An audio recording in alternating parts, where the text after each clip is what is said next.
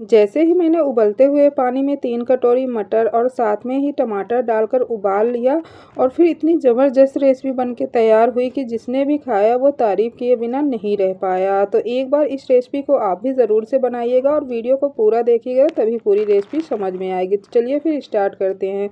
सबसे पहले एक मसाला तैयार करेंगे। इसके लिए मैंने 1 टीस्पून धनिया, खड़ी धनिया, 1 टीस्पून सौंफ, 1 टीस्पून यहाँ पास जीरा और एक साथ में ही लाल मिर्ची ले ली है और इन सबको ग्राइंडर जार में डाल के इस तरीके से दरदरा सा पीस कर तैयार कर लिया है। मसाले को साइड में रखते हैं और सबसे पहले मटर उबालते हैं। तो पहले ही पानी मैंने 2 ग्लास गर्म होने के लिए रख दिया था। साथ में ही इसमें 3 कटोरी जाएंगे मटर और मटर के साथ में ही थोड़ा सा 1 टीस्पून चीनी डाला है। इससे मटर का कलर बहुत ही बढ़िया रहेगा, बिल्कुल ग्रीन ग्रीन सा बना रहेगा। और नमक डाल देंगे टेस्ट के अकॉर्डिंग, ताकि मटर अच्छे से सॉफ्ट भी हो जाए और अंदर तक नमक उसके चला जाए। साथ में ही यहाँ पास थोड़ा सा कट लगा के मैंने टमाटर को भी इसी पानी में डाल दिया है। अब जब तक ये सारी चीज़ें उबल रही है, एक आटा हम गूँथ कर तैयार कर लेते हैं। इसके लिए 2 कटोरी मैंने गेहूं का आटा लिया है, साथ में ही आधा कटोरी यहाँ पर बारीक वाली सूजी ली है।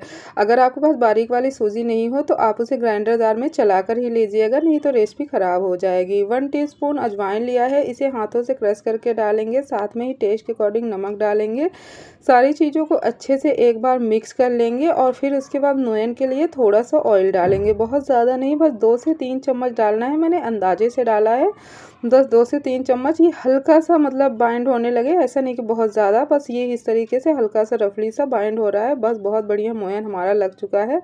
अब ठंडी चल रही है तो मैंने थोड़ा सा गुनगुना पानी लिया है और उसी से इसका एक सॉफ्ट डो लगाना है। जिस तरीके से हम रोटी बनाने के लिए आटा लगाते हैं उससे थोड़ा सॉफ्ट ही रखना है। तो देखिए मैंने सॉफ्ट सा डो लगा के तैयार कर लिया है और सूजी भी डाला है।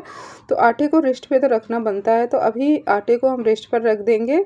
जब तक आटा हमारा रेस्ट कर रहा है, यहाँ पास हम अपने टमाटर और मटर को भी चेक कर लेते हैं। तो टमाटर बहुत अच्छे से सॉफ्ट हो चुके हैं। साथ में ही अगर मटर नहीं पकी है तो आप थोड़ा सा और पका लो, पर मटर पक चुकी थी तो बस इसे भी मैंने फटाफट से पानी से निकाल लिया है। और गैस पर एक कढ़ाई चढ़ाई है और उसमें बस 1 टीस्पून तेल डाला है। आप देख रहे हो कितना कम डाला है, बस तेल अच्छे से कढ़ाई में लग जाना चाहिए, इतना ही तेल होना चाहिए, बहुत ज़्यादा तेल की ज़रूरत नहीं है। वैसे भी कम ऑयली खाना खाना चाहिए, तो इसलिए ज़्यादा तेल का यूज़ नहीं करेंगे। थोड़ा सा जैसे तेल गर्म हुआ, हींग डाला, फिर अदरक लहसुन हरी मिर्च का पेस्ट डाला है और बस इसका कच्चापन निकल जाए, इसे इतना ही भूनना है। तो हल्का से इसे भून लेंगे, बहुत ज़्यादा भूनने की ज़रूरत नहीं है। जैसे ही ये सारी चीज़ें भुन जाएंगी, जो छानकर हमने मटर रखा था उसे डाल देंगे और जो मसाला हमने हल्का सा पीस के रखा था दरदरा उसे डालेंगे। टेस्ट के अकॉर्डिंग नमक डाल देंगे। तो पानी तो मटन में हमने नमक डाला था, लेकिन सारा पानी छान दिया था, तो इसलिए नमक थोड़ा सोच समझ के ही डालिएगा, बहुत ज़्यादा भी नहीं डालिएगा। और कलर के लिए थोड़ा सा हल्दी पाउडर डाल दिया और अब यहाँ पास मैंने अमचूर पाउडर डाला है थोड़ा सा खटास के लिए। साथ में ही 1 टीस्पून चीनी डाला है, इससे टेस्ट बहुत ही बढ़िया ज़बरदस्त आएगा, ज़रूर से डालिएगा। सारी चीज़ों को बहुत अच्छे से मिक्स करेंगे, 2 से 3 मिनट सबको इसी तरीके से मटर के साथ भून लेंगे। और अब इस तरीके से ले लिया है मैंने ये मैसर, और मैसर से इस तरीके से मटर को अच्छे से मैश कर देना है। तो अब अगर आप मैसर से नहीं करना चाहते तो आप इसे ठंडा करके हल्का सा ग्राइंडर जार में भी पीस सकते हो। अब यहाँ पर मैसर से ही बहुत अच्छे से इस बात का ध्यान रखना है कि इसमें खड़े दाने नहीं रहने चाहिए। बहुत अच्छे से मैश कर लिया है और यहाँ पास हमारा मसाला बहुत अच्छे से बन के तैयार हो चुका है। अब उसे मैंने उतार कर ठंडा होने के लिए रख दिया और जो टमाटर था उसे भी ठंडा हो गया था और छिलका उतार कर इसे इस तरीके से ग्राइंडर जार में डालकर पीस लिया है। और अब एक छोटा सा बाउल चढ़ाया है गैस के ऊपर और उसमें भी बहुत थोड़ा सा 1 टीस्पून सरसों का तेल डाला है। जैसे तेल गर्म हो जाएगा, इसमें थोड़ा सा हींग जाएगा और अब हम डालेंगे इसमें पंचफोरन और इन सबको हल्का सा चटका लेंगे। बहुत ज़्यादा चटकाने की ज़रूरत नहीं है, बस हल्का सा भून लेंगे। और फिर उसके बाद जो टमाटर की प्योरी बना कर रखी थी फटाफट से उसे इसमें ऐड कर देंगे। और अगर आपको थोड़ा सा ये गाढ़ा लग रहा है तो पानी डाल सकते हो, थोड़ा सा मैंने पानी डाल दिया था क्योंकि काफ़ी गाढ़ा था। अब टेस्ट के अकॉर्डिंग नमक डाल देंगे। थोड़ा सा तीखे के लिए मैंने लाल मिर्ची ½ टीस्पून डाला है, बहुत ज़्यादा नहीं डाला क्योंकि मेरे घर में बच्चे भी हो। बाकी आपको चटपटा खाना हो तो आप और भी डाल सकते हो।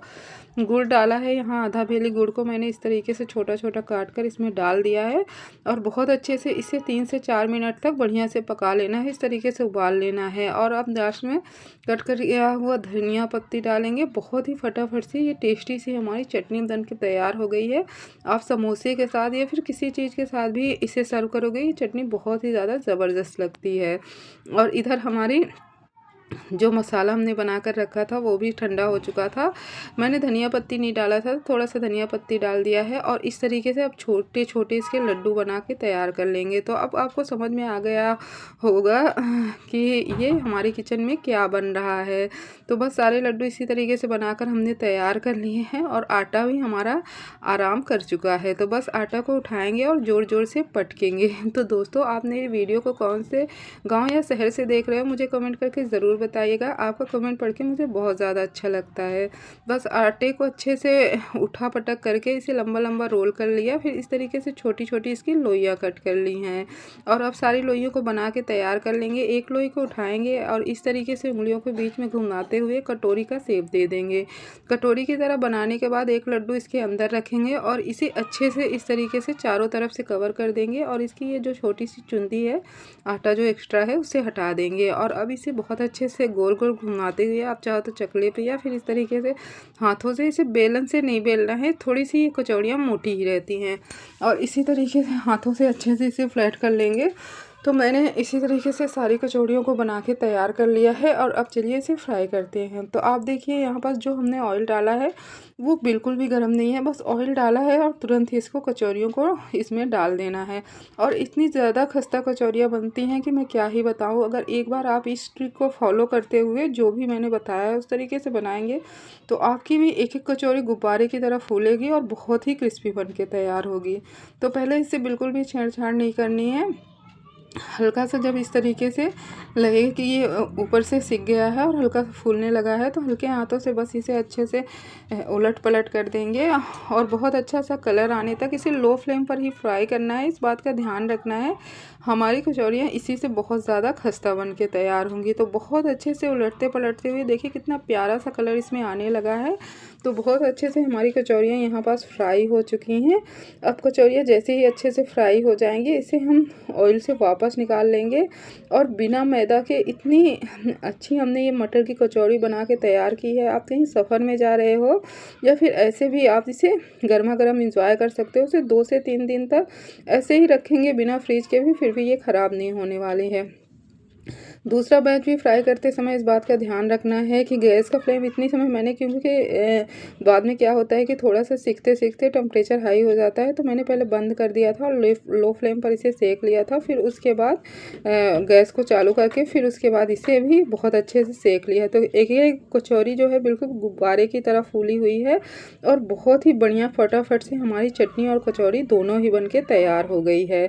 बिना किसी झंझट के एक साथ ही बन के तैयार हो जाती है। तो चटनी तो हमारी पहले ही बन चुकी थी, गर्मा गर्म हमारी कचौड़ियाँ भी बन चुकी है। फटाफट से आप भी आ जाओ खाने के लिए, थाली हमारी लगने जा रही है। तो अब मैं आपको एक कचौड़ी तोड़ कर भी दिखाऊंगी दोस्तों कि ये कितनी ज़्यादा क्रिस्पी बन के तैयार हुई है।